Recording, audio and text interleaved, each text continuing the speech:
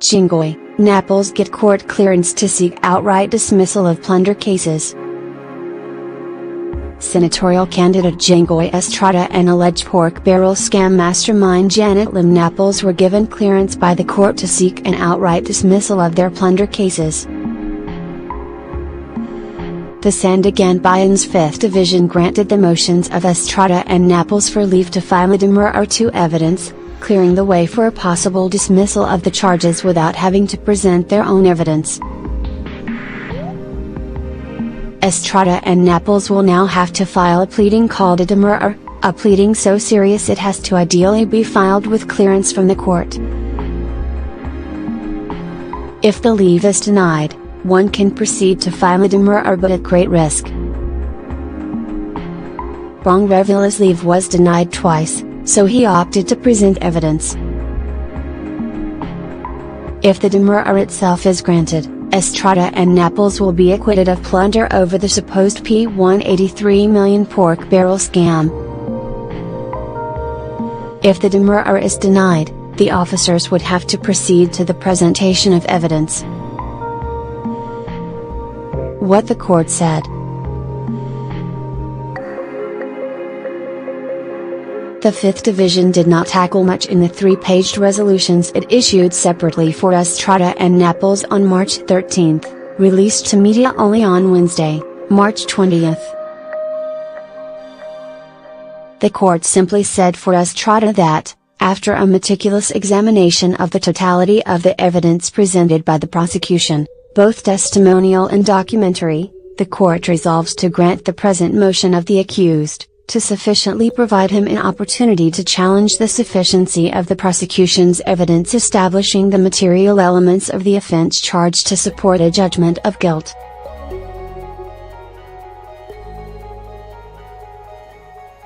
The court said basically the same for Napoles. The resolutions were signed by 5th Division Chairperson Associate Justice Rafael Lagos and Associate Justices Maria Teresa Mendoza Arcega and Marianne Corpus Manuel.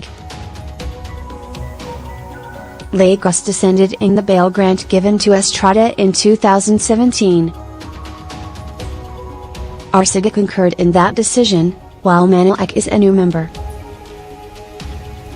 Prosecution evidence.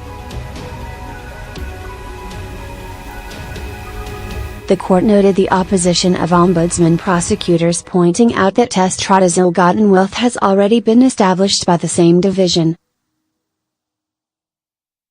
It cited the resolution of this court dated January 17, 2016, wherein a mathematical computation of P55,795,000 representing accumulated wealth by Estrada in this scheme has been established, which was not disturbed by the court when it allowed the accused to post bail, the 5th Division said, quoting the prosecution.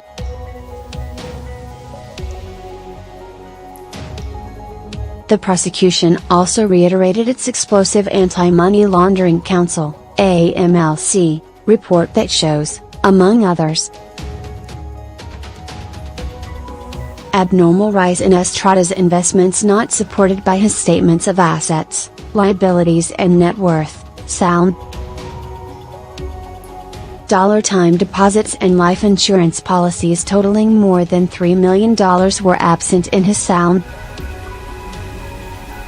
Estrada withdrew $76 million as the Department of Justice, DOJ, readied plunder charges against him. Estrada's bail grant was based on the Supreme Court introduced main plunderer doctrine, which says that there cannot be a crime of plunder if there is no main plunderer. Still, the prosecution's evidence show that accused Estrada is the main plunderer, having sole and exclusive control over his Priority Development Assistance Fund, DAF, allocation, the prosecution said. Because the leave to file the demurrer is granted, Estrada will no longer be required to present his own evidence in court. But in past pleadings, Estrada and Napoles have both invoked the main plunderer doctrine to defend themselves. Estrada and Napoles have 10 days to file their demurrers, after which the court will decide.